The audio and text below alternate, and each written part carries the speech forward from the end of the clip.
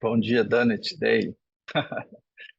Muito, muito especial para a gente, para todos, né, que recebem essas missões aí. A gente está falando, obviamente, de um contexto super especial, Brasil, Brasília, e hoje a ideia é falar bastante aí sobre o desenvolvimento urbano, né, com esses representantes aí de São Paulo, Pará, Departamento de Políticas de Desenvolvimento Regional, do Ministério da Integração, ou seja, a gente acho que amplia e começa a integrar um pouco mais essas visões dentro de uma dimensão de cultura e dentro de uma dimensão de ação humana, né, dentro daquilo que a gente concebe. Então, eu queria agradecer muito a participação no evento, a proposta de estar integrando essas visões. A gente é um grupo, um ecossistema, que se chama NOS, e que tem uma série de relações aí com essas atividades, essas integrações aí, como a Rosana, a Ana e todo mundo mais, o pessoal do Impact Hub, que já vai falar também um pouquinho desse contexto. E eu queria abrir com vocês já trazendo essa visão para um lugar talvez um pouquinho profundo de manhã, mas vai ser bom porque a gente revela durante o dia muito mais essa amplitude, que é entender um pouco essas questões de regeneratividade, né, e todas essas ações que a gente tem proposto de equilíbrio para o planeta como uma necessidade, né? E isso comunga muito com o que a economia Dunnett traz e integra muito que o Brasil e, e essas necessidades que a gente tem de não só se relacionar com isso, mas tomar uma iniciativa, né? E a regeneração é uma ação muito interessante, né? Ontem eu escutei uma questão que eu achei bem legal, que é o ser humano não é um substantivo, né? Mas um verbo. E quando a gente integra a regeneração dentro das nossas ações, a gente começa a descobrir que talvez tudo aquilo que às vezes está despencando, né? Que está numa idade mais complexa, na idade média, a regeneração vem de um lugar interno, né? Ela sobrepõe, ela sai de um lugar que integra tudo que a gente realmente precisa, porque ela é um agente da vida. Então, ela floresce e traz um equilíbrio.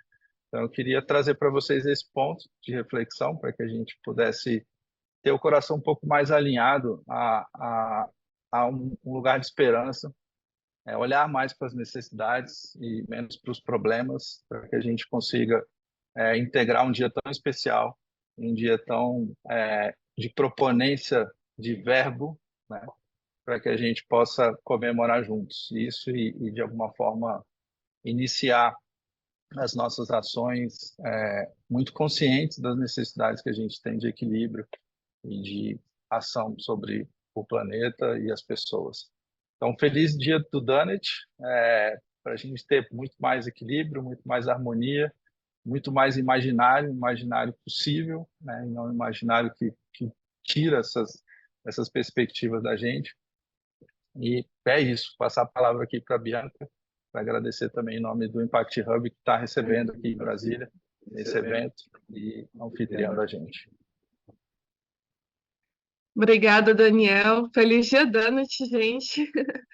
Eu queria agradecer a NOS, né, que está com várias ações conjuntas com o Impact Hub, pensando justamente em novas economias, em como a gente pode ser melhor para o mundo e para as pessoas. E para quem não conhece, o Impact Hub é uma comunidade global de empreendedores de impacto. Então, a gente tem o selo da ONU de um dos maiores impulsionadores globais de Objetivos de Desenvolvimento Sustentável, em Vitória também.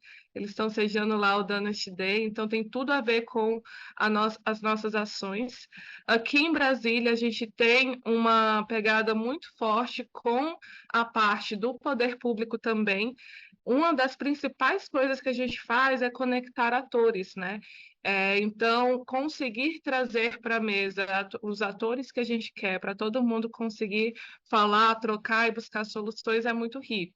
Hoje a gente faz isso de diversas formas. Uma delas é com os desafios de inovação aberta da ENAP, né? Que a gente faz processos de inovação, tenta trazer soluções novas e integrar o que a gente está visualizando de melhor para o mundo. Um outro exemplo disso também é o Urban Challenge, que foi um programa que a gente executou, que conseguiu trazer para a mesa empreendedores, terceiro setor, poder público e sair com resultados incríveis, não só no Brasil, mas em 3 países do mundo. Então, tem sido muito produtivo pensar e construir com a Nous, com quem está vindo para perto, que mundo que a gente quer deixar para o mundo, né? Então, estou bem feliz, bem satisfeita com o que a gente está construindo e espero que esse dia seja mais um passo, né, para tudo que a gente está desenhando de ações incríveis. Obrigada, gente. Eu quero começar essa fala explicando um pouquinho do funcionamento do Dunnett. A Kate, quando criou o livro, ela tinha esse desejo, como uma economista desde muito jovem, já sentia esse impulso de pensar que, mesmo estudando economia, ela via ali o estudo da economia como algo que não estava reproduzindo um mundo que ela queria poder viver. Então, ela fala que essa forma de pensar do Dunnett, ele é uma inspiração do que a gente precisa caminhar como sociedade. Não, ela fala, eu pensei 7, mas podem ser muito mais do que isso, né? Então, hoje a gente celebra, eu fico muito feliz dessa fala inicial do Daniel, porque hoje é um dia para a gente realmente esperançar e pensar em que ações a gente, enquanto indivíduo e como sociedade, a gente pode se mobilizar a partir de agora. Então, há 2 anos, ela criou um instituto, que é o DEAL, que vem propondo isso a partir da inteligência coletiva. Então, assim, gente, é uma riqueza. A gente está aí em busca de voluntários que fazem a tradução dos documentos de inglês para o português. A gente precisa muito ter isso em português, então a gente está se organizando para começar a traduzir todo o material. Mas praticamente quase toda semana tem uma ferramenta nova, uma ideia nova. Então hoje a gente está aqui para começar, para mostrar uma ferramenta que eles lançaram agora na última semana de outubro, que é para pensar o desenvolvimento urbano. Então, vou começar projetando rapidinho. A gente não vai aprofundar no documento, né? Ele vai ser só essa base de inspiração para a nossa conversa. Então, eu vou compartilhar com vocês aqui a tela. Gente, o material é de uma riqueza enorme. Eles primeiro publicaram um livro, onde eles fazem um conjunto e um compilado de informações sobre o que é desenvolvimento urbano, que tem sido feito no mundo, com diversos exemplos. E ele propõe um conjunto de materiais que podem ser usados nas cidades, nas organizações, para estruturar tudo isso. Então, são os cards, os círculos, né? Todo o material pensado para como conduzir uma oficina e fazer um processo participativo em conjunto. E aí, o que é interessante, todo mundo que está aqui, a gente entende que já tem uma noção do que o Dunnett representa, mas o que o material fala, que é super interessante, é que a gente precisa de uma abordagem mais sustentável, que seja baseada na ciência, que integre as pessoas e o clima, pensando nos recursos infinitos que a gente tem no planeta. O material ficou lindo, ele está meio nesse tom azul, marrom, só que ele não reproduz o que é a realidade. Eu ainda prefiro as cores para mostrar a realidade que a gente está, né? Então aqui a gente tem essa questão dos alicerces sociais e o teto ecológico. Então, como é que a gente olha para aquilo que é social, que é importante, que é necessário, para manter a segurança desse aspecto justo, diante dessa realidade que a gente já está vivendo, de tantos desses limites planetários já sendo ultrapassados? E aí ela traz que os princípios da economia, na prática, ele olha para a gente abraçar esses desafios que estão aí do século XXI, para que a gente comece a olhar as coisas de uma perspectiva mais ampla, que a gente possa nutrir a nossa natureza humana, que a gente possa ter um olhar muito mais de prosperidade do que de crescimento em contínuo, que a gente olhe sistematicamente para as coisas, que a gente tenha essa preocupação de ser distributivo, ou seja, fazer com que a riqueza e as coisas boas possam estar mais à disposição da maioria das pessoas, que a gente possa ser regenerativo e realmente atuar na prática. Para isso, ela diz que o que é muito interessante desse material é que as aspirações, as ações que a gente faz, precisa ser local. Ela acredita muito nesse poder de um núcleo pequeno executando coisas. Mas a gente não pode parar de olhar para isso numa perspectiva global. E aí o que ela fala é que a gente já tem uma boa base do que a gente precisa, que são os Objetivos do Desenvolvimento Sustentável, mas da forma que ele foi estruturada, se a gente não pensa isso como a própria natureza que precisa de um solo bom para que alguma coisa floresça dele, assim também ela fala, e ali ela criou o que ela chama de bolo de casamento. Como é que os Objetivos do Desenvolvimento Sustentável poderiam estar sendo estruturados para que a gente realmente alcance os resultados dessa proposta tão linda que é os Objetivos do Desenvolvimento Sustentável? Então, na visão dela, a gente não está alcançando os objetivos, por quê? para que a gente faça isso, a base é a base ecológica. Se a gente não tem isso bem organizado, a gente não tem a saúde do planeta, se a gente não tem água, se a gente não tem recursos, se a gente não tem natureza, não tem como pessoas viverem nesse lugar. Aí vem os objetivos sociais. Aí só depois das pessoas, o lucro e os negócios vêm como um próximo passo, né? E aí o que é interessante é que ela fala que sempre que a gente pensa, por exemplo, em metas de biodiversidade ou de um ecossistema saudável, a gente está considerando isso na biodiversidade local, mas como a gente devia estar pensando isso como planeta. E aí ela mostra como é que essa oficina poderia ser conduzida a partir de duas ferramentas muito, muito importantes que ela usa. Uma é o que a gente chama de 4 lentes, que é a base do raciocínio de como é que a gente produz e organiza esse tipo de encontro para buscar inspirações para a ação local. E aí tem 4 perguntas chaves. Quando vem para o desenvolvimento urbano e desenvolvimento da cidade, as perguntas são, isso no aspecto local, né, só para dividir aqui, no aspecto local é se a gente está pensando, tendo a natureza como inspiração, e se a gente está colocando as pessoas e entendendo que elas também prosperam à medida que esse local modifica. E no global, é se a gente está respeitando a natureza, a saúde do planeta como um todo, e se a gente está considerando o bem-estar das pessoas também, não só do seu país, mas de todo o planeta. E aí, o que ela fala, isso tudo é que se a gente desenrolasse a rosquinha, ela seria essa explicação do que é as 4 lentes. E, por fim, ela faz que, para realmente conceber a questão de ter ações práticas, ela propõe esse material de passos de ação que leva em consideração esse bolo de casamento e faz essa reflexão toda sobre como a gente pode desenvolver isso. Eu queria trazer um exemplo que foi uma inspiração para um trabalho que eu desenvolvi lá em Sete Lagoas, que foi justamente quando eu conheci o Novos Ecossistema, o Daniel e a Carol. Eu sou muito admiradora do trabalho da Maren Windsor, e ela começou esse trabalho já em 2006, mas foi em 2015 que ela ficou conhecida. E eles têm um trabalho que é incluir as crianças no planejamento das cidades.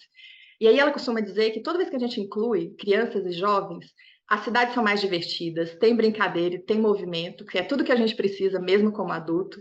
Valoriza as cores, pensa caminhos que têm flores, pensa espaços em que tem árvores frutíferas e que tem os animais, e que entende a complexidade da vida. Dizem que as crianças acabam sendo muito mais empáticas, porque elas pensam na avó, que tem uma que anda de cadeira de roda, e como é que ela pode, então, andar nessa cidade. E ela cria uma cidade para as pessoas viverem e serem felizes. Ela não pensa no carro, ela não pensa nos egos e não pensa nas corporações. Então, quem a gente está escutando para pensar os nossos espaços urbanos? Para fechar, o material explica o seguinte, que para a gente abraçar realmente esse design regenerativo, distributivo, a gente precisa repensar os nossos propósitos no desenvolvimento urbano. Então, e aí eu trouxe aqui, né, Belém, uma cidade que vai sediar aí a COP muito em breve, a situação climática de São Paulo, mas a gente podia estar falando aqui de várias coisas, né? As chuvas no sul, o tsunami que teve esse final de semana em Florianópolis. Então, que novas cidades a gente pode construir juntos? Vou parar de projetar. E aí eu queria dar início, então, convidando para essa primeira fala a Lúcia Souza e Silva. Ela tem graduação em Arquitetura e Urbanismo pela Faculdade de Arquitetura e Urbanismo da Universidade de São Paulo. É mestre e doutora em Ciências Ambientais pelo Programa de Ciências Ambientais também da USP. É pesquisadora do Laboratório de Urbanismo. Trabalha na Faculdade de Urbanismo da Universidade de São Paulo. Então, desde 2012, é funcionária efetiva da Secretaria de Meio Ambiente, Infraestrutura e Logística e atualmente está como diretora do Planejamento Territorial e Ambiental da Coordenadoria de Planejamento Ambiental do Estado de São Paulo. Então, ela tem uma experiência grande que vai mostrar para a gente agora nas áreas de planejamento urbano, regional, ambiental, atuando principalmente na elaboração de análises de sistemas de informação, mas justamente ajudando na discussão, na proposição e na implementação de diferentes instrumentos para o planejamento territorial. Lúcia, muito feliz de você estar aqui com a gente. Obrigada. Então, a palavra é sua. Vou projetar aqui. Bom dia a todas e todos. A Rosana já me introduziu, né? Eu sou a Lúcia, e hoje eu estou falando em nome da Secretaria de Meio Ambiente, Infraestrutura e Logística, mais especificamente dentro da Subsecretaria de Meio Ambiente e da Coordenadoria de Planejamento Ambiental, que é coordenada pela Marina Balestero. E é um prazer estar aqui hoje. Eu quero agradecer pela oportunidade, né, de poder apresentar uma política pública nossa e a relação dela com a economia Donut. Agradecer especialmente Rosana por ter feito toda essa interlocução, né, entre a secretaria e esse Dia Donut.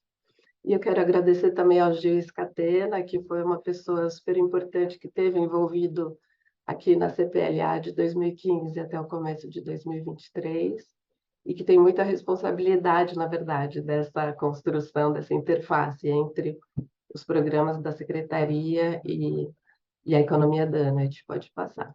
Então, na verdade, a ideia dessa minha apresentação hoje é a gente explorar um pouquinho, né, uma ferramenta, um instrumento de planejamento territorial que a gente desenvolve aqui sob a coordenação da CPLA, que é o Zoneamento Ecológico Econômico do Estado de São Paulo. E a ideia é a gente fazer algumas aproximações e evidenciar, na verdade, né, as conexões que existem entre o ZE e a economia Donut. Então, assim, para primeira coisa que é importante a gente destacar é que a economia Donut ela foi uma das inspirações, né, em todo esse processo de elaboração do ZE. Mas ela não foi a única. A gente teve outras inspirações que se somaram, né, à inspiração da economia Donut. Por exemplo, né, todo um aparato legal que a gente tem já consolidado tanto em nível federal quanto estadual, que fala, né, que toca, tangencia a questão de zoneamento ecológico econômico. A gente já tinha também como referência importante toda uma metodologia já consagrada, né, de elaboração do ZE, de ZEs em geral, principalmente pelas experiências de zoneamento ecológico econômico na Amazônia Legal. Isso foi considerado também aqui no ZE do Estado. E sendo o ZE, né, um instrumento de planejamento territorial, a gente também se valeu de diversas teorias e fundamentações teóricas que falam desse assunto. Mas, certamente, a gente consegue reconhecer várias aproximações do ZE com a economia Donut, e essas aproximações a gente entende que elas se dão em pelo menos duas escalas, uma escala mais estrutural e também uma escala mais prática. Isso tudo vai ficar mais evidente, tá, ao longo da minha apresentação, mas só para adiantar um pouco aqui, a aproximação estrutural ela tem a ver com a definição desse objetivo mais macro do ZE, que é a gente construir um caminho, né, rumo ao desenvolvimento sustentável, e também a seleção das 5 diretrizes estratégicas que dão suporte a toda a elaboração e agora implementação do ZE, que mostram, na verdade, elas deixam evidente uma concepção de um Estado que se quer ecologicamente seguro e socialmente justo, o que fala muito a linguagem da economia Donut. E em termos das aproximações práticas, a gente pode pontuar, e vocês também vão ver lá melhor na frente, que para a gente fazer a construção dos produtos do ZE, a gente utilizou alguns indicadores que têm uma relação e um diálogo bem forte com a questão das dimensões e dos limites que são usados na economia Donut. Pode passar. Então, aqui, falando um pouquinho do ZE, né, primeiro, para vocês entenderem depois as possíveis relações. O ZE está fundamentado, né, como eu disse, numa base legal. Então, a gente tem lá desde a política nacional de meio ambiente, a política estadual de meio ambiente, uma referência a zoneamento ambiental. Depois, agora, em 2009, né, o zoneamento ecológico econômico ele foi introduzido dentro da política estadual de mudanças climáticas, e aí como um instrumento de desenvolvimento sustentável. E, mais recentemente, a gente tem 2 decretos estaduais importantes, que é esse de 2021, que estabelece os principais parâmetros para a elaboração do ZE aqui no estado de São Paulo. E, no final de 2022, no dia 30 de dezembro de 2022, foi finalmente instituído o decreto que institui o zoneamento ecológico econômico no estado de São Paulo. Então, se até então a gente estava debruçado na elaboração do ZE, a partir de então estamos oficialmente na etapa de implementação do ZE. Aqui no estado, desculpa, aqui no estado, você pode voltar um pouquinho? Ele é entendido como um planejamento territorial estratégico que mira o desenvolvimento sustentável E ele faz isso a partir do reconhecimento de potencialidades e vulnerabilidades, não só ambientais, mas também socioeconômicas, das diversas regiões do Estado. E ele está assentado, é uma prerrogativa do ZE que ele se dê em bases participativas e a partir de uma gestão compartilhada. Então, no processo de elaboração, como também será durante o processo de implementação, houve uma participação pública muito grande, uma articulação no sentido horizontal e vertical para elaboração e implementação do ZE. Tudo isso é calcado em geotecnologias mais avançadas que permitiram que a gente fizesse vários processamentos complexos na elaboração dos produtos e que é também o que permite um acesso amplo à informação e o monitoramento. Vocês vão ver melhor depois o papel da Rede ZE, que a Rede ZE tem em relação a esse tema. Pode passar.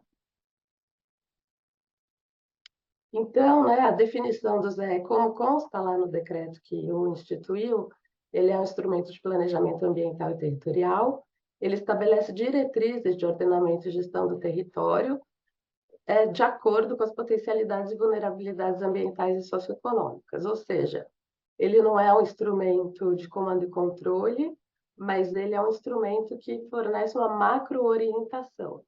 E essa macro-orientação, ela se revela aqui nos objetivos, ela deve trazer subsídios para a formulação de políticas públicas, e aí podem ser políticas locais ou políticas setoriais, mesmo no âmbito do Estado.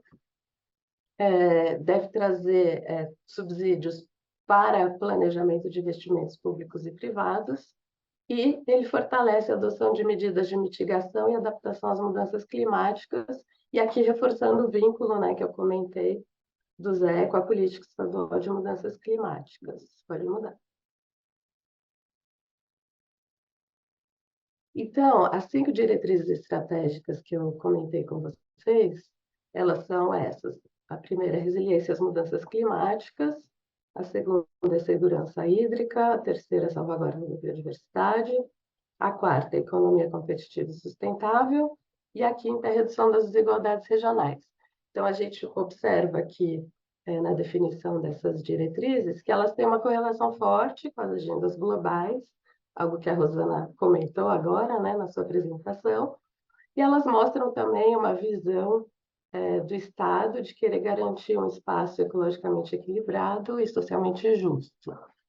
Agora, no próximo slide, a gente faz uma relação mais direta, então, dessas diretrizes estratégicas com esse diagrama da economia Dunnett.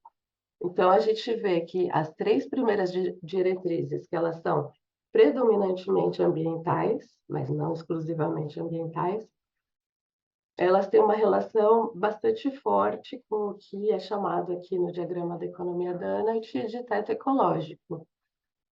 Enquanto que a diretriz estratégica 5, que é a diretriz de redução das desigualdades regionais, tem uma correlação bem forte com o que é chamado aqui de alicerce social. E a diretriz 4, que é a diretriz da economia competitiva e sustentável, ela faz um diálogo a uma questão muito estrutural da economia Dunnett, que é criar alternativas ao crescimento a qualquer custo. Então, essa economia competitiva e sustentável, ela diz que não é possível você ter um tipo de economia que extrapole as questões ambientais e que não observe os problemas e as desigualdades sociais.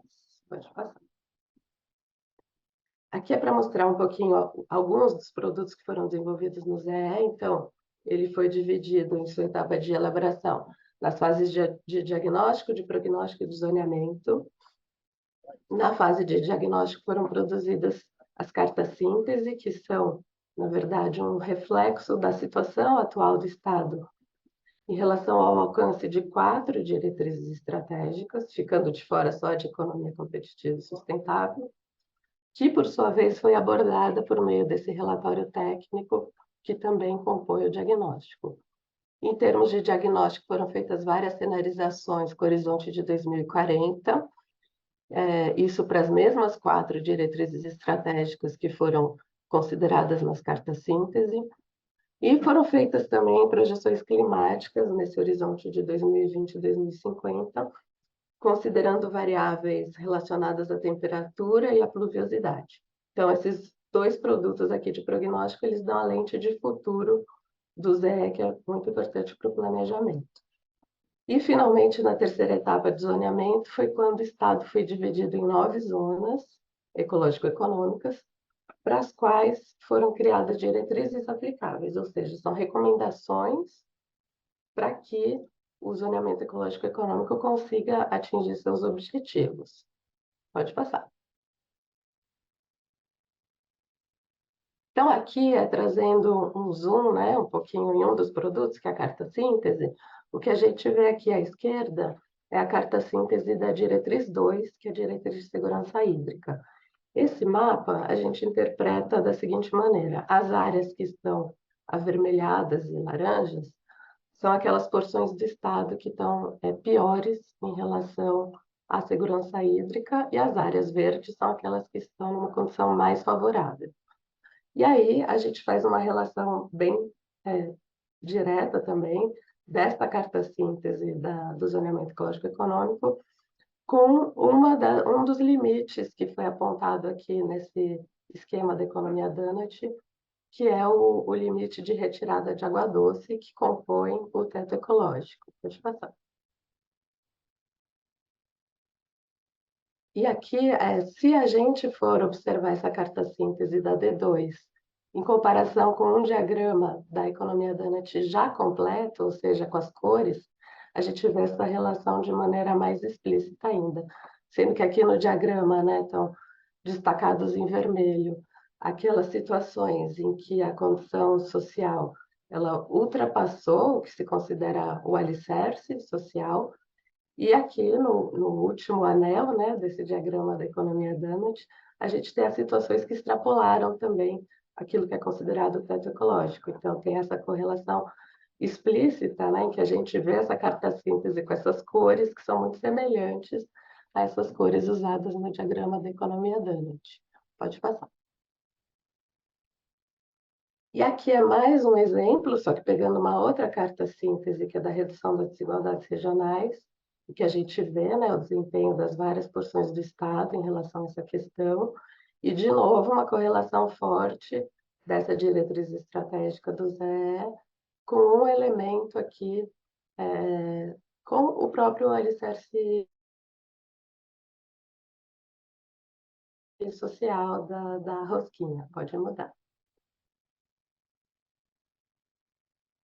Acho que ainda não mudou. Agora sim.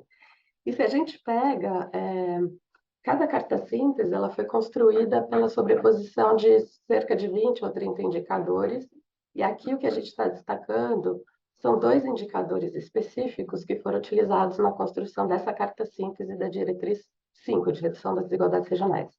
São o primeiro indicador de domicílios em favelas e o segundo é de domicílios em área de risco. E, de novo, a gente encontra essa correlação forte de uma dimensão específica do alicerce social, que é a dimensão da habitação. Isso são exemplos, a gente poderia trazer N outros, mas fica por conta de vocês depois fazerem um exame nos outros dados do ZE. Próximo. E aqui, finalmente, é o zoneamento, que eu comentei com vocês, né? A divisão do Estado em 9 zonas ecológico-econômicas, e para cada uma delas foram apontadas diretrizes aplicáveis, conforme, né, o diagnóstico e o prognóstico de cada parte do Estado. Isso para dizer que, embora ele não promova, e nem é o objetivo do instrumento, uma mudança estrutural no modelo da economia, mas ele traz algumas ações, proposição de algumas ações orientativas que podem favorecer a construção rumo ao desenvolvimento sustentável por meio da sua incorporação em outras políticas, ao planejamento de investimentos públicos ou privados, ou até mesmo na criação de critérios que podem ser observados nos processos de licenciamento ambiental, por exemplo. Pode passar? Então, estamos agora, né, comentei com vocês, em processo de implementação do ZE, e esse processo de implementação está calcado dentro de vários planos de ação que focam diferentes atores.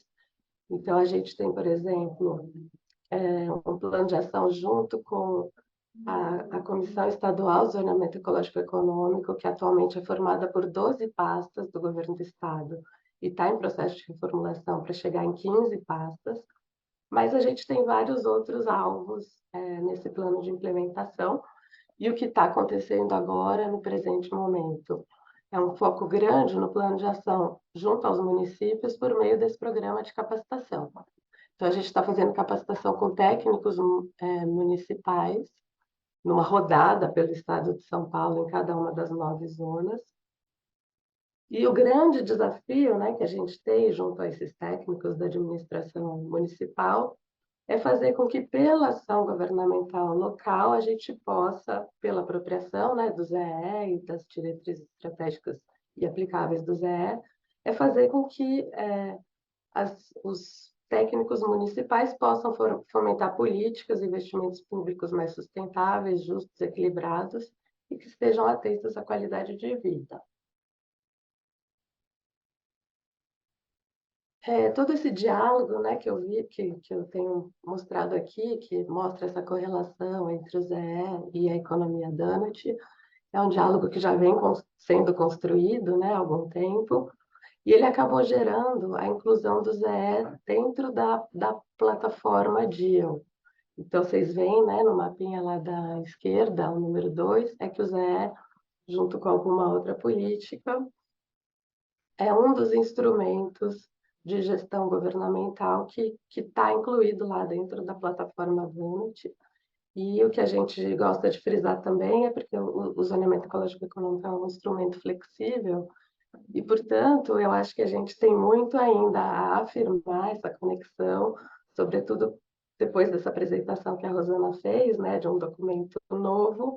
Eu acho que cabem reflexões e debates para que a gente possa solidificar essa relação entre o ZE e a plataforma DIA. Como passei um pouquinho rápido pelo ZE, quem tiver interesse e quiser se aprofundar, é só consultar o nosso portal ZE, que é essa imagem da esquerda, e o portal ZE dá acesso a todas as notas metodológicas de elaboração dos produtos e também dá acesso à rede ZE, que é onde todos os dados e indicadores produzidos pelo ZE ou para o ZE são acessíveis, amplamente acessíveis para qualquer pessoa interessada. Aqui é só para mostrar para vocês o conjunto de pessoas que esteve envolvida nessa etapa de elaboração do ZE. Então, aqui são as pessoas que compuseram a Comissão Estadual de Zoneamento Ecológico e Econômico. E o próximo mostra a equipe interna da secretaria, que envolve representantes das várias instituições que são internas à CEMIL, e só para dar uma ideia da robustez desse processo de discussão do zoneamento. Obrigada, gente. Espero não ter extrapolado muito o meu tempo, Rosana. Um pouquinho, mas a gente ainda está dentro do manejo e o resto dos próximos estamos exatamente no limite. Mas te agradeço muito, Lúcia.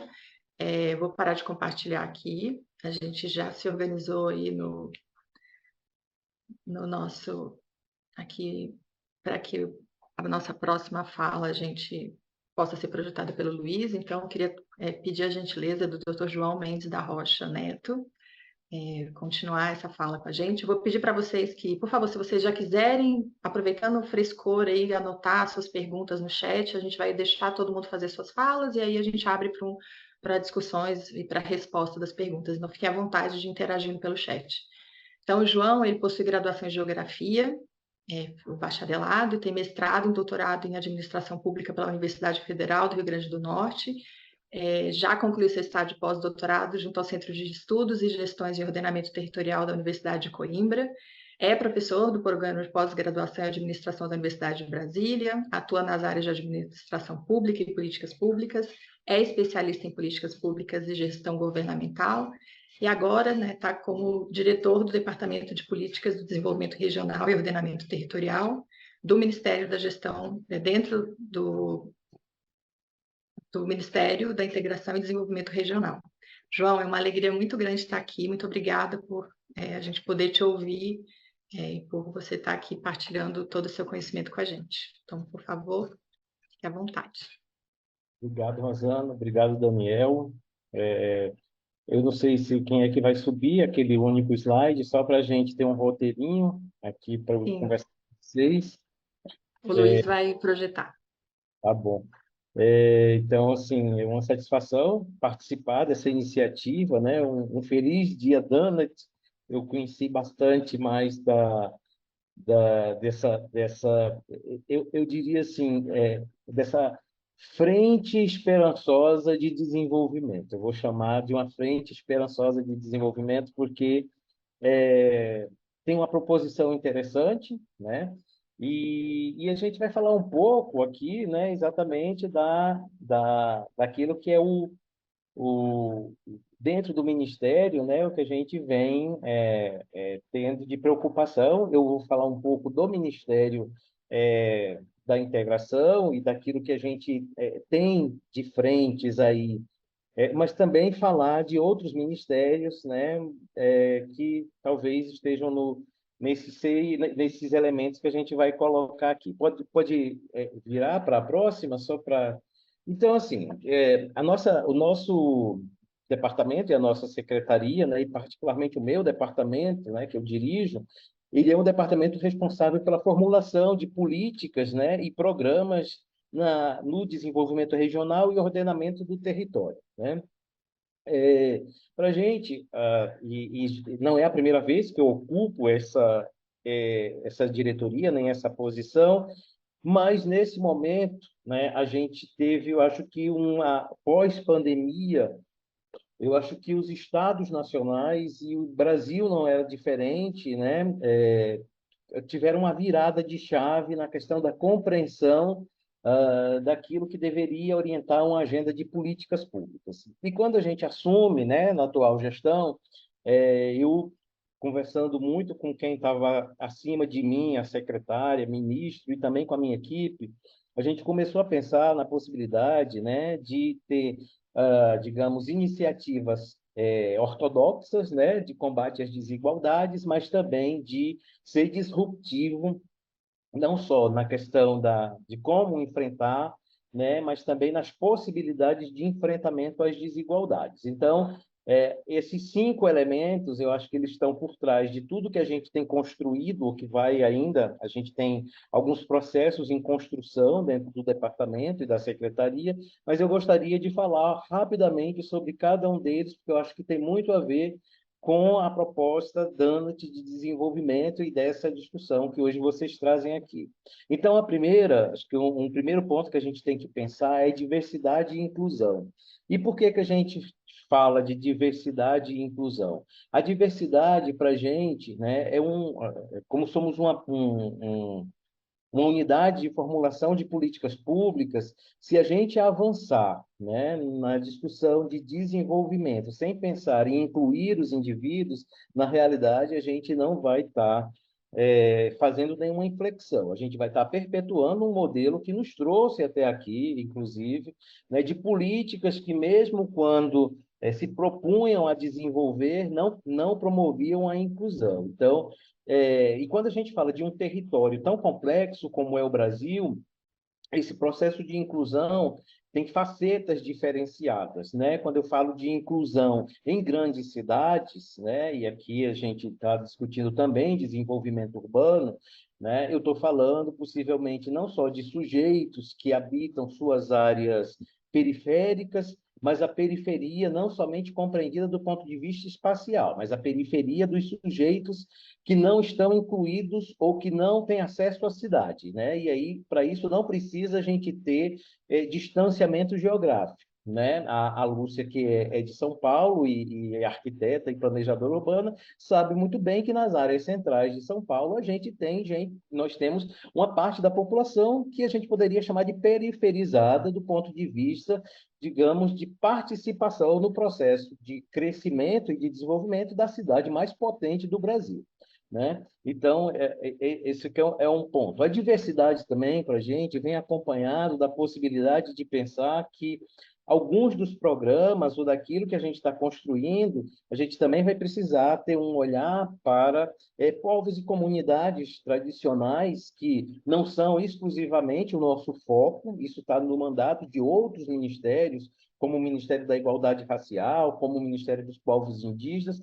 mas que nós somos um elemento catalisador, muitas vezes, ou que detemos instrumentos que esses ministérios talvez não tenham. E aí, portanto, é muito relevante a discussão de parceria e de diálogo interinstitucional para que a gente consiga também ter essa diversidade, né? Um outro grupo que a gente poderia discutir seria exatamente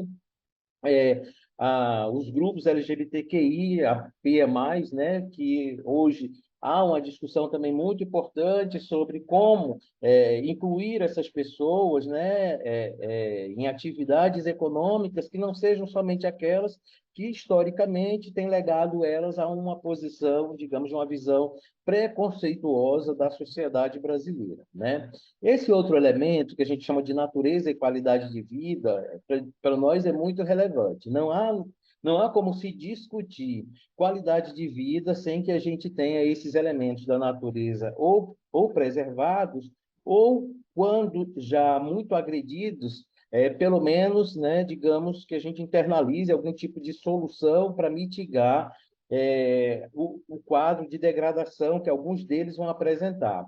E, com isso, eu fico me lembrando de, recentemente, acho que há 2, 3 dias atrás, saiu nos grandes portais de notícias de que nós temos já uma área, né, que hoje é considerada árida no Brasil, né, o Nordeste da Bahia. E aí, portanto, isso nos leva a pensar, né, que esse é somente mais um, né, dos fenômenos que se instalam e que a gente vem tendo aí uma série. Rosana lembrou agora do tsunami que aconteceu em Santa Catarina, a gente tem uma sucessão de chuvas muito severas no sul do Brasil e uma seca também com uma severidade que a gente nunca viu. Os cientistas, né, têm anunciado esse como o ano mais quente da história do planeta Terra. Quer dizer, quando a gente olha para o país, para o Brasil, que tem essa diversidade de ecossistemas e que esses ecossistemas sofreram níveis de agressão diferenciados para que a gente pudesse se desenvolver, né, a gente também precisa ter a mesma, digamos, a mesma robustez e o mesmo tamanho, a mesma coragem de colocar na rua, né, como agente de políticas públicas, soluções que a gente possa contornar ou tentar proteger essas áreas como uma forma também de assegurar qualidade de vida para as populações. E com isso eu não estou dizendo somente da gente ter os parques urbanos, mas eu estou falando também da gente pensar nas questões, por exemplo, de saneamento básico em grandes áreas e cidades que têm habitações como em palafitas, como a cidade do Recife, como Manaus. A gente não está falando de cidades pequenas, a gente está falando de volumes populacionais consideráveis que habitam essas áreas e que a questão do saneamento é um elemento que interfere, sim, na qualidade de vida e na saúde dessas populações. Esse terceiro elemento, que a gente está chamando de complementariedade territorial, em horas a gente também chama de solidariedade, é a possibilidade, né, da gente ter essa visão, que lá no Ministério a gente tem o mandato do regional. O regional, ele não é o rural isolado e não é o urbano também isolado, né? Ele a gente tem uma visão de complementariedade, né? Em que essas duas dimensões elas devem servir, né? Não no sentido de subordinação, mas de se integrar uma à outra. Então, a gente pensar na possibilidade de ter um campo que produza alimentos, né, mais saudáveis e que a gente possa agregar valor e fazer com que esses alimentos cheguem aos grandes mercados que são urbanos, e isso, portanto, poderia gerar um ciclo virtuoso, é muito relevante. E, ao mesmo tempo, também pensar que as cidades, diante de um campo que é muito diferenciado no Brasil, do ponto de vista de provimento de serviços, que essas cidades também possam ser esses elementos, né, de oferta digamos, de suprir essas necessidades que às vezes estão nesse campo. E esse campo, às vezes, a gente pensa muito naquele campo talvez mecanizado naquele campo da agricultura. Eu vou falar, eu estou chamando de campo também as populações, né, tradicionais, né, as populações que necessariamente não se inserem dentro de sistemas produtivos organizados dentro da nossa lógica, dentro da nossa racionalidade, mas que se estruturam dentro de racionalidades muito particulares com suas culturas, né, milenares aí, como os povos indígenas, como as comunidades quilombolas, que são centenárias, etc. Então, quando a gente pensa nessa complementariedade, a gente está discutindo isso, né? Esse encaixe das coisas de uma forma, digamos, menos subordinação das áreas rurais ou das áreas mais distantes às cidades no Brasil, que isso tem sido uma característica. Um modelo solidário com as futuras gerações, que a gente tem chamado, e até muito em função desses exemplos que nós demos aqui, né, desses eventos severos, a gente não pode deixar de pensar que há necessidade urgente de se desenvolver uma cultura, né, ou sensibilizar as sociedades contemporâneas, e nisso o Brasil entra também, porque ele, apesar de ser uma sociedade ainda em desenvolvimento, para evitar essa coisa de periférica, né, a gente já não usa mais, né, mas que nós precisamos também ter, digamos, indicativos, sinalizações de como a gente deseja se desenvolver, né? E como a gente deseja gerar algum tipo de riqueza, como a gente deseja gerar renda para grandes contingentes de população, sem que necessariamente a gente precise adotar modelos que já se mostraram fracassados, e eu não vou falar de modelos mundiais. O Brasil, ele é um mosaico de modelos de desenvolvimento, aí eu não estou falando de modo de produção, que aí é o capitalista mesmo que a gente tem, mas de modelos de desenvolvimento que mostram a possibilidade, sim, de alternativas, né? Às vezes são pequenas experiências que não conseguem escalar para dentro de uma política pública, mas que são extremamente relevantes e que a gente, como nós dentro do Ministério, como agente, né, de desenvolvimento e responsáveis por políticas públicas, precisamos sim, digamos, fazer esse movimento em direção às tecnologias sociais, a esses modelos alternativos, né, que eu diria que são mais solidários com as futuras gerações.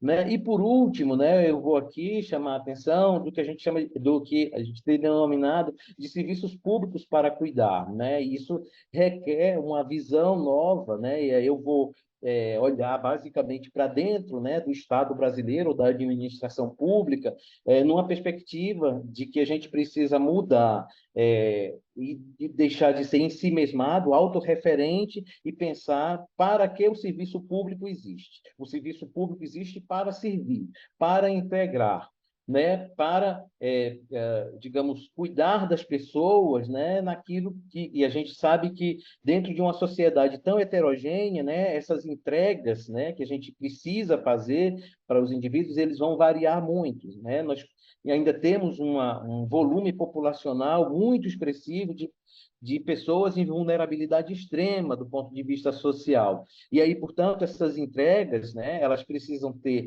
não só volume também para alcançar essa quantidade de população, mas elas também precisam ter qualidade, que é algo que a gente encontra, né, mas ainda são ilhas. Então, a gente precisa também pensar em serviços públicos dentro de uma outra lógica. Né? Eu digo sempre que nossa preocupação, é claro que nós trabalhamos dentro da administração pública, a gente tem aparatos legais que a gente não pode fugir deles.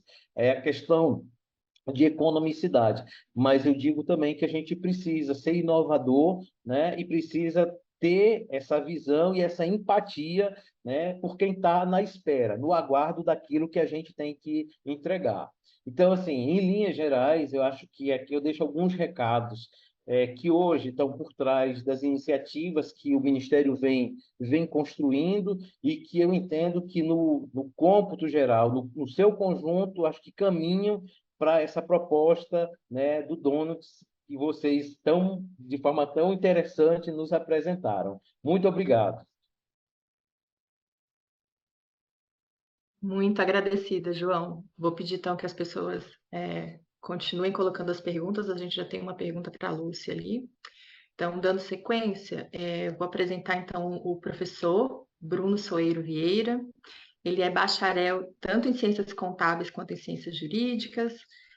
Foi auditor fiscal da Secretaria Municipal de Finanças do município de Belém. É especialista em direito tributário, mestre em direito, doutor em direito, pesquisador,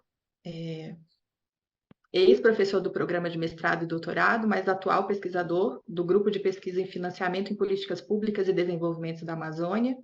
É professor adjunto da Universidade Federal do Pará e é coordenador da região norte do Instituto Brasileiro de Direito Urbanístico. É professor também do programa de mestrado e doutorado em Direitos Humanos e diz que é exímio proferidor de palestras, cumprindo exatamente os 10 minutos. Então, Bruno, muito feliz de você estar aqui com a gente hoje. Obrigada. E nos compartilhe aí as suas experiências, por favor. Vocês conseguem ver aí, gente? Obrigado, Rosana. Conseguem ver? Está Congelou para entrando, mim. só um pouquinho. Ainda não abriu. Isso, abriu. Vamos lá. Está meio lento aqui. Bem, vou tentar passar só para ver se está passando, tá, gente? Passou aí? Passou? Tá, então vamos lá. Bem, é necessário iniciar com o tradicional agradecimento, agradecer a Rosana Rezende pelo acolhimento, agradecer a professora Liz Tupiaçu, porque foi ela que intermediou aqui a minha contribuição, e agradecer a presença de todos e a troca de ideias, né, nesse desafio, né, que para mim participar e estudar sobre algo novo sempre é desafiador. E quando eu fui convidado, eu tive que estudar, né, a questão da economia donut, pelo pouco material que eu consegui encontrar de maneira rápida, porque eu tive pouco tempo, mas eu encontrei, digo a vocês, uma grande afinidade com o conteúdo, porque ele tem muito alinhamento, né, com os objetivos de desenvolvimento sustentável, né, com Triple Bottom Line. Então, eu me encontrei, né, e até mesmo para quem é do direito como eu vejo ali muitos dispositivos da nossa ordem jurídico-urbanística que estão inseridos nesse conceito da economia donut, tá? Mas, já tentando cumprir aqui o acordado com a Rosana, eu vou avançar, né? Eu estou propondo aqui uma discussão sobre justiça climática e realidade da Amazônia para pensar os espaços urbanos.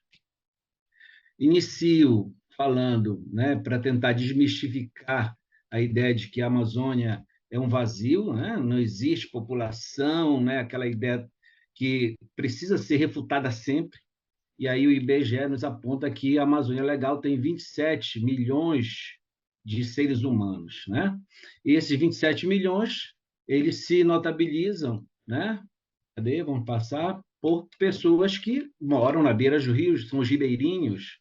Mas também eu posso falar, como o João falou ainda há pouco, dos quilombolas, da população indígena.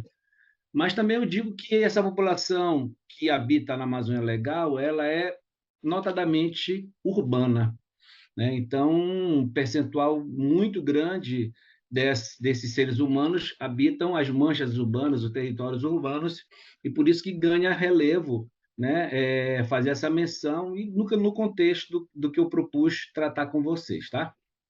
Bem, aí eu faço um outro recorte dentro da população urbana, 47% desta população habita em cidades com mais de 100 mil habitantes. Então, reforça-se a ideia, a importância, né, a relevância de se discutir política de planejamento urbano sustentável, equitativa, resiliente, e, por que não, uma política urbana, uma política de desenvolvimento urbano que possa agregar, né, a economia donut, as diretrizes, os princípios da economia donut. Eu não vi nenhum problema pelo que eu estudei, eu acho que é possível, plenamente possível, e a Lúcia já acabou demonstrando para a gente aqui há pouco né, uma aplicação prática, né, bem interessante, Lúcia, parabéns. Bem, essa Amazônia urbana, tenho aqui Boa Vista, mas eu também tenho uma outra cidade, né? Aqui é só para ilustrar, para tentar mostrar um pouquinho o que são as cidades, né, na Amazônia. E eu faço um recorte, devido ao tempo que eu tenho, em discutir a questão do direito à moradia, né? Então, o cidadãozinho aí, né? O brasileirozinho diz, pai, eu quero morar naquele mundo. Bem, isso aqui, essa imagem, ela é bem forte porque ela vai mostrar, né, que essas cidades no sul global, mas também na Amazônia desse país periférico que é o Brasil, dessa ordem capitalista, ela é uma cidade que é fruto de uma política urbana corporativa, como diz o Milton Santos, e o João Mendes, que é geógrafo, não vai deixar eu mentir, né, João? Bem, então, essa política corporativa que privilegia os interesses das corporações, do capital, ela esquece o ser humano, ela esquece a natureza. Tá? E aí ela gera o quê? Segregação socioespacial, uma segregação dentro do território urbano. Mas ela também cria um território que é ambientalmente sustentável, aonde os mais prejudicados são os povos mais vulneráveis e, notadamente, a população parda e preta. Né?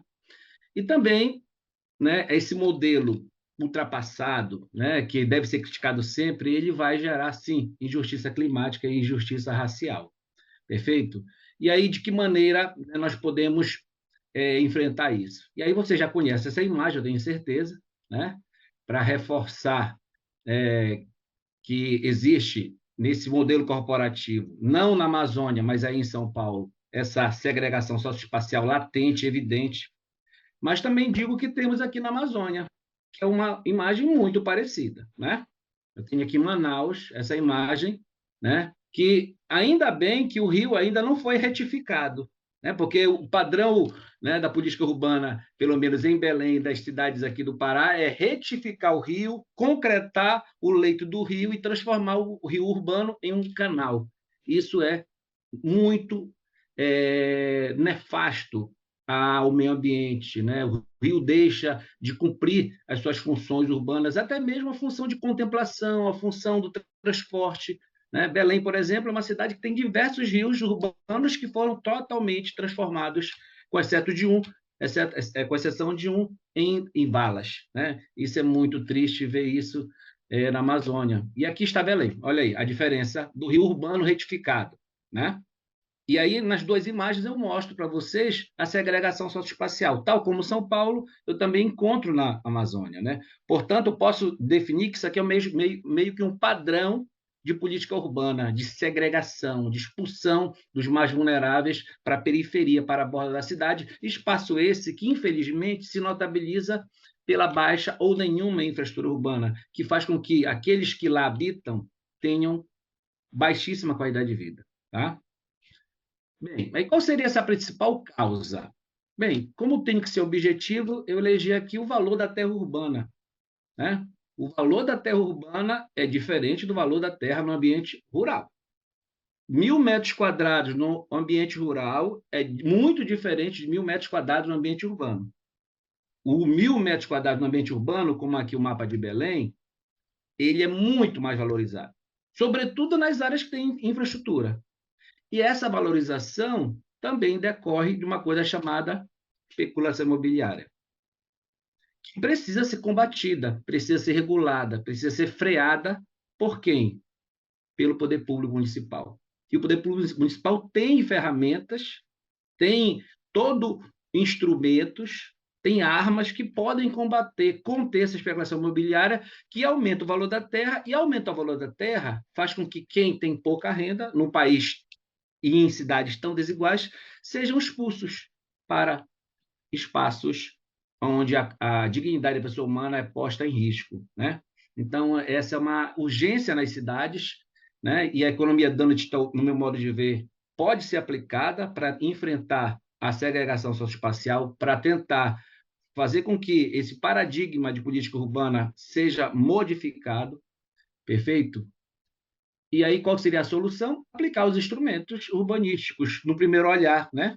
E aí eu elegi alguns, né? O parcelamento, edificação, utilização compulsórios, isso tudo está lá no Estatuto da Cidade e nos planos diretores de Belém, os planos diretores das cidades brasileiras e amazônicas, geralmente eles estão. Às vezes, na maioria das vezes, eles não são aplicados, mas estão lá, né? Como se fosse uma norma bonita para a gente colocar na estante, olha, que legal, bacana, mas não funciona. Também eu posso pensar no IPTU progressivo no tempo, posso pensar na desapropriação sanção, né? E posso pensar também na arrecadação de imóveis abandonados. Legal, bacana. Vamos supor que o município de Manaus, Belém, Macapá, Rio Branco aplique esses instrumentos para tentar conter a especulação imobiliária e recupere parte desses imóveis, porque parte desses imóveis são públicos. O que fazer? Porque nós temos um problema aí. Pessoas são expulsas para a margem da cidade, obrigadas a morar em espaços por baixa infraestrutura. Faltam 2 minutos para mim, Rosana. Me olhei, contactei aqui meu cronômetro. Bem, eu estou terminando. Então, como enfrentar isso? Aí eu trago uma outra imagem aqui, que são imóveis que estão na centralidade de Belém, na parte central de Belém, numa parte com infraestrutura, com investimento público que garantiu infraestrutura, que estão sem cumprir sua função social. Nós sabemos que a propriedade é um direito consagrado no texto constitucional, mas ela precisa estar acompanhada do cumprimento da função social. Mas de que maneira fazer com que isso ocorra? O município utilizando seus instrumentos, certo? Mas aí isso também gera um outro problema, né? Uma outra realidade, uma outra constatação, que é esse paradoxo. Imóveis sem seres humanos e humanos com dignidade sem moradia digna, né? Porque já que eles não têm dinheiro para comprar um imóvel na centralidade onde tem infraestrutura, eles são obrigados a morar na periferia. Mas eu tenho na periferia dezenas, se não centenas, só em Belém, de imóveis sem cumprir com a função social e poderiam muito bem estar funcionando com habitação de interesse social, né? E aí, meus caros, qual é a solução padrão? Não tem moradia, a solução padrão é Minha Casa Minha Vida, BNH. Modelos que continuam amplificando a segregação socioespacial, fazendo com que a cidade expulse as pessoas, segregue as pessoas, afaste as famílias, os amigos, né? E, além de gerar esse caos de ter que sair da sua casa, se deslocar, às vezes horas, ida e volta, afasta a pessoa do trabalho, do lazer, daquela sua atividade. E é um modelo que é ambientalmente insustentável, porque se, em vez de utilizar os imóveis desocupados do centro, fossem utilizados, né? Ou melhor, em vez de construir Minha Casa Minha Vida, fosse utilizado os imóveis do centro, não seria necessário utilizar material, cimento, terra, telha, que o processo produtivo é insustentável, né? Nós, seres humanos, já estamos ultrapassando aquele limite planetário de utilizar as fontes de recurso. Então, vamos deixar esse modelo, deixar de fazer casas e utilizar as casas que estão ociosas. Eu acho que a economia Dantas se aplica nesse momento, aqui, nesse meu exemplo. Bem, eu tentei ser muito e passei 1 minuto, Rosana, me perdoe, tá? Mas só para fechar, olha aí, ODS 11, meta 11.1, garantir a todos habitação segura, a preço acessível, certo? A preço acessível, saneando, urbanizando as favelas, aonde estão as pessoas mais vulneráveis. Certo, meus caros? Este aqui sou eu, numa foto estilizada. Espero ter contribuído. Estou aqui aberto ao debate. Muito agradecida, Bruno. Ótimos pontos e Eu não sei como excelente. sair daqui agora. Agora Tá é só aqui, stop share. Stop share. parar de compartilhar, exatamente. Então, dando prosseguimento, a gente tem 15 minutinhos ainda. Então, eu vou pedir para o Daniel já fazer sua fala e já se apresentar, que aí a gente já vai meio que caminhando para a finalização. Vou pedir se vocês tiverem perguntas para colocarem no chat. E a gente tem uma pergunta aqui só para a Lúcia, mas se vocês tiverem mais perguntas, por favor, complementem, para a gente fechar pontualmente às 11h45 para dar tempo de a gente ver o Biocêntricos. Então, por favor, Daniel, fique à vontade. Beleza. Bom dia de novo. Bom dia, Danet. A minha ideia aqui é abordar com vocês a perspectiva que eu trouxe no início, que é muito mais sobre não só essa ideia esperançosa rasa, mas principalmente iniciativas, né, que regeneram as nossas situações no contexto urbano também. Então, bora lá. Vou compartilhar aqui. Vocês estão vendo aí minha tela? Tudo certo? Mudou? Beleza. Bom, eu vou falar um pouco sobre essa condição dessa ideia. É interessante, né? Eu fiquei olhando aqui as etimologias, escutando as falas de vocês e percebi muito que a gente se perde, né? Dentro dessas questões todas, ao desenvolvimento do que a gente tem sobre essa condição, principalmente da lógica, né? Dentro da civilização, né, contemporânea, principalmente no Ocidente. A gente perdeu muita coisa nesse Ocidente mais europeu. Então, pô, essa ideia de econos e de criatividade, quando a gente olha para a vida, para a natureza, quando a gente pensa no econos, né, nesse lugar, nessa casa em que a gente administra, a gente deveria integrar tudo, né, e não pessoalizar essas coisas. Então, quando a gente olha por aí, eu queria separar com vocês um pouco essa ideia de criatividade, que é muito difusa hoje. Então, quando a gente está falando de trazer o novo, né, de trazer essa situação, de trazer esses contextos novos com uma possibilidade de vida nova, de criar algo, eu acho que separar um pouco os compromissos pessoais, né, muito ligados àquilo que a gente quer, deseja, essas questões que são muito desconectadas, egoístas, pontuais e temporais, daquilo que pode ser um compromisso com ideias, com uma integração de outros pontos que todos, né, todas as pessoas que estiveram aqui trouxeram de uma forma muito bacana. Que eu acho que está muito mais conectado, tem muito mais a ver com um pensamento generoso, com uma atitude generosa, é muito mais sistêmico, é muito mais atemporal também do que uma iniciativa de coisas, né, que a gente tem feito dentro do que a gente chama de economia também. E aí, olhando para a criação como algo presente e futuro, é muito interessante ela partir daquilo que é sensível à condição humana, né, e constitui um equilíbrio dentro disso, porque eu acho que a gente tem criado coisas com uma necessidade muito desses sistemas econômicos que também não conseguem se revisitar, de olhar muito para as necessidades do presente passado, né, daquilo que é para agora, para sustentar condições de vida que muitas vezes depredam de alguma forma, destituem aquilo que é um valor dentro do que a gente pode gerar como condição de vida, né, dentro de um processo criativo, olhando para o planeta e para as pessoas. E eu acho que o grande ponto hoje é que a gente vive uma crise de imaginário. A gente tem sido muito assolado por um imaginário de perspectivas muito. Eu acho que a Carol usa muito esse termo, que é a Carol Freitas, que é o dentro de um tanque de peixe, né? Assim, a gente está dentro de um tanque sem conseguir perceber outras questões. E eu acho que dentro dessa condição a gente está se olhando num espelho muito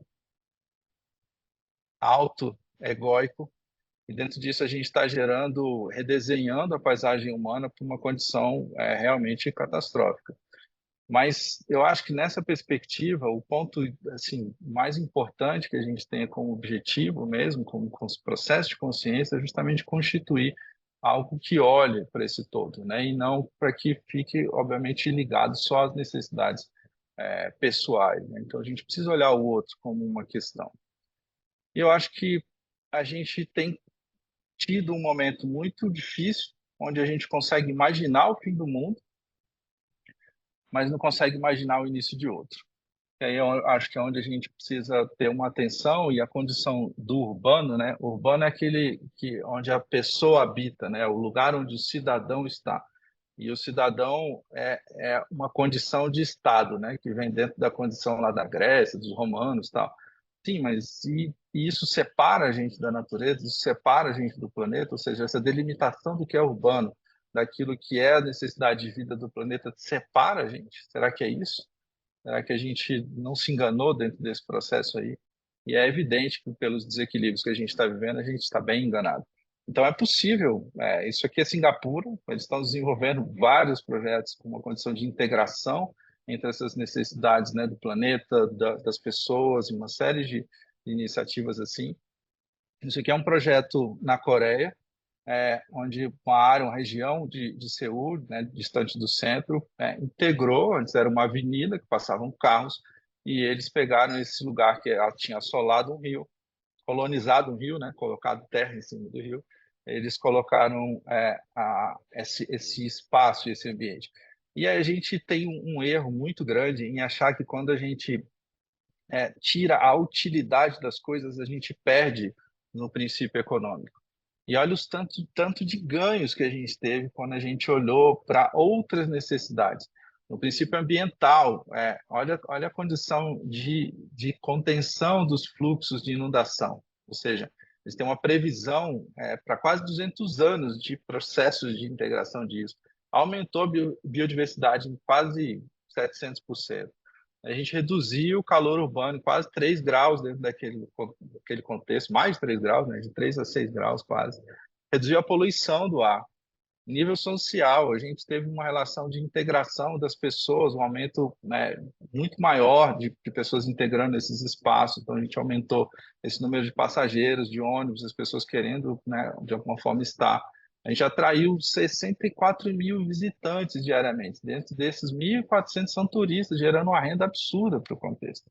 E há um aumento econômico, obviamente atrelado a isso também, ao movimento de pessoas, mas dentro da valorização da região, porque eu atribuí coisas que não são úteis, que é como, por exemplo, estar integrado ao rio. Essa ideia de utilidade que a gente tem tido muito atrelada às nossas pessoalidades tem, de alguma forma, destruído essas relações urbanas que a gente tem tido.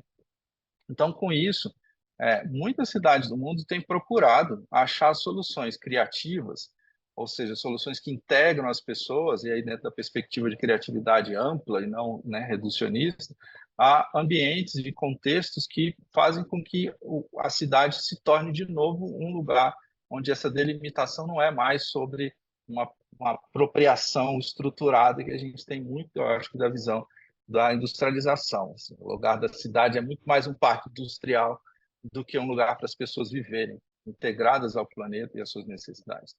E eu acho que a gente tem várias oportunidades. Quem é de São Paulo, eu sempre dou essa cutucada. Enquanto São Paulo não resolver os seus fluxos de vida, a gente não vai ter uma cidade própria para as pessoas, e sim para as coisas, para o utilitarismo, para essa dimensão que tem assolado muito a psique das pessoas, inclusive. Eu acho que os rios em São Paulo poderiam ser vistos dessa forma, como uma oportunidade de um desenvolvimento muito mais profundo dentro dessa condição. Inclusive, seria muito interessante, dentro do que a Rosana trouxe no início, a gente olhar para essas condições de São Paulo, desses lugares, a partir do olhar e da lente que o Daniels traz. Eu acho que isso integra muito da percepção que a gente dentro do NOS procura ter como consultoria, como instituto, como escola, que é de integrar essas possibilidades do sensível, e não nesse lugar, né, de uma arte também dentro desses vícios que a gente tem, de fazer coisas assim, e do design também como uma possibilidade de integração. Então, a natureza, a humanidade, o sensível e o lógico juntos para que a gente possa gerar uma economia equilibrada e que presta atenção às necessidades do planeta, das pessoas, num sentido além desse utilitarismo pragmático que a gente tem tido. E eu acho que para isso, e aí muitas das pessoas trouxeram esse ponto aqui, dos meus companheiros aqui de fala, que a bioinspiração e a etnoinspiração são a chave para que a gente encontre essas visões. Então, agir a partir desse lugar faz com que a gente consiga integrar e aprofundar de uma maneira muito diferente. Aqui são dois exemplos, né? Um exemplo bem bioinspirado, dentro desses carrapichos, né, vegetais que a gente gerou ali, os velcros, ou seja, são possibilidades. Claro que isso tem que ir além, tem que integrar um pouco mais de soluções, mas aqui embaixo os incas que geraram biodiversidade de seus milhos a partir do que eles chamam de plantações de água.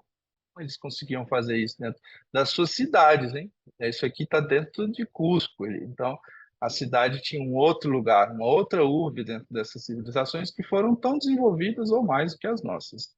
Então, eu acho que fechando aqui com vocês, queria trazer muito esse ponto. A vida não é útil, a vida é generativa, a vida gera fluxo, a vida traz esse lugar, essa possibilidade da gente regenerar. Ela cria pelas necessidades que a natureza tem de desenvolvimento e ela gera condições para a vida. Ou seja, tudo que a gente faz deveria gerar condições para a vida e não desintegrar as condições de vida. Um espaço urbano que desintegra condições de vida talvez não tenha uma relação muito direta com vida. E a economia criativa é viva. Ela traz esse aspecto, ela traz essa dimensão para a gente e ela floresce pelas necessidades humanas e do planeta.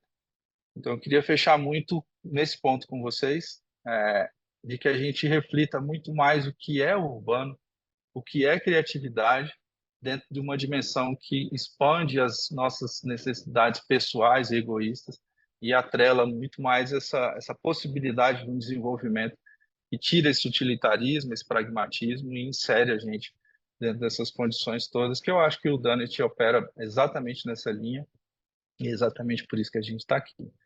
Obrigado, é isso. Nossa, muito agradecida, Daniel. Sempre muito bom ver tudo que vocês estão produzindo e estão fazendo, e sempre tão lindas apresentações e tocando a gente tão profundamente. Temos 2 minutos. E aí temos, ó, a Thaís foi incrível. Thaís, muito obrigada, com perguntas tão essenciais, importantes. Ela só trouxe um ponto aqui que eu queria conectar, Lúcia, a fala da Thaís com a Fátima, perguntando, a partir da leitura do ZE, como é que vocês têm definido as ações no Estado, e aí já tem a correlação com a Fátima, que por ser uma cidade também, né, dentro do município, como é que ela pode se conectar com isso, e como é que isso pode realmente apoiar as iniciativas que ela quer desenvolver na cidade dela. E aí eu acho que talvez a gente pode depois passar todo mundo fazendo uma última fala final, para a gente ir seguindo para o nosso Biocêntricos. Por favor, Lúcia. Tá. Obrigada pelas perguntas, gente. Acho que as duas tocaram em pontos que são bem sensíveis do ZE, porque, na verdade, o ZE ele necessita ser apropriado para ele conseguir se materializar. Então, a absorção do ZE em outras políticas públicas é um caminho imprescindível para a materialização do ZE. Mas, como a Thaís perguntou especificamente da absorção dele em políticas do Estado, eu posso mencionar aqui um exemplo que eu acho bem interessante, assim, bem emblemático, que foi a absorção do ZE numa política que é da Secretaria de Desenvolvimento Econômico, que lança anualmente editais de fomento aos arranjos produtivos locais. E como fruto, né, dessas nossas articulações com as outras secretarias de governo, em 2022, a Secretaria de Desenvolvimento Econômico resolveu introduzir no seu edital de fomento aos APLs um critério diferente para a seleção dos projetos que têm esse objetivo de fomentar os arranjos produtivos locais. E esse critério a mais foi justamente o atendimento e absorção nesses projetos específicos, observação do zoneamento ecológico-econômico, que para a gente foi muito interessante. A gente vê uma política que tem um viés mais econômico, por excelência. A gente vê como essa política conseguiu absorver essa necessidade de observar o ZE para pontuar esses projetos, que é, na verdade, uma absorção de critérios ambientais dentro de uma política com viés fortemente econômico. Então, esse é um exemplo, eu poderia dar outros, mas acho que a gente está com tempo escasso. E aí, sobre a pergunta da Fátima, é aquela questão que a gente está focando agora, né? Um programa de capacitação de municípios, ele é voltado especificamente para técnicos da gestão municipal, e a gente está nessa primeira rodada fazendo uma visita em municípios das 9 zonas ecológico-econômicas. Santo André, que é o município dela, foi contemplado já, porque a nossa primeira oficina de capacitação de municípios abrangeu aqui a Zona 8, que é a região metropolitana de São Paulo, mas a gente espera não parar, essa foi só a primeira rodada e está no nosso radar fazer outras rodadas de capacitação de técnicos municipais. E de todo modo, Fátima, se você tiver de fato interesse, nos procura, porque a gente está totalmente aberto a fazer esse diálogo com os vários setores, então ficamos à disposição. Tá? Obrigada, Lúcia. Queria agradecer. Querem falar? Não, só encerrar por aqui, porque a gente está com pouco tempo. Isso. Então, acho que a gente só queria deixar como mensagem, acho que isso era, a nossa intenção aqui era fomentar mesmo esse início de uma reflexão. A gente não vai sair daqui com soluções, mas a gente quer estreitar relações, a gente quer abrir espaço para que a gente comece a pensar cada vez mais, propor soluções. Acho que essa conversa precisa começar a acontecer. Essa construção de novos imaginários parte não só da gente aqui nesse dia, né, mas parte desse desejo nosso enquanto cidadão que também deseja viver em cidades melhores, né? Então, o que a gente quer deixar é esse fomento e esse estímulo para que a gente realmente possa estar juntos pensando e construindo. Então, João, agradeço muito a sua presença. Para a gente é muito importante ver o país aí, né, preocupado com isso e passando a olhar para essas questões. Bruno, foi incrível ver realmente os seus exemplos. E Lúcia, para a gente é uma alegria ter um caso brasileiro dentro da plataforma DIL. E Daniel é sempre muito inspirador e acho que a gente vem construindo juntos, né, um desejo de estar presente, facilitando, moderando, mediando essas conversas cada vez mais para que isso se transforme em ação. Né? Então, o que é mais lindo desse novo material publicado pelo DIL no final do mês é dizer a gente precisa começar a ter uma atuação prática de verdade. Então, para a gente, essa é uma sementinha plantada aqui. Então, abro espaço ainda se alguém quiser falar uma palavra e a gente vai fechando para se dirigir para assistir o documentário. Muito, muito agradecida mesmo por essa oportunidade. Rosana, deixa eu só agradecer, né? Agradecer o acolhimento, a possibilidade de ser desafiado a conhecer uma teoria nova, tá? Então, só isso. Gratidão a todos e sigamos juntos, né, gente? Um abraço. Saudações amazônicas. Obrigada. Um abraço. Valeu. Obrigada. Eu Foi agradeço também a oportunidade e quero cada vez mais que a gente fortifique esses vínculos que são muito importantes para todos nós enquanto sociedade. Obrigado, gente. Bom dia para vocês. Obrigada, Fernanda, por você aqui. Nos vemos logo mais ali no Biocêntrico, gente. Um ótimo dia para vocês. Sigam acompanhando a programação, tem tanta coisa linda. A gente vai disponibilizar depois no site, a plataforma para todo mundo ter acesso a todas as coisas. E que vocês sigam aí muito nutridos por tudo isso que a gente preparou com muito carinho. Ótimo dia. Beijos.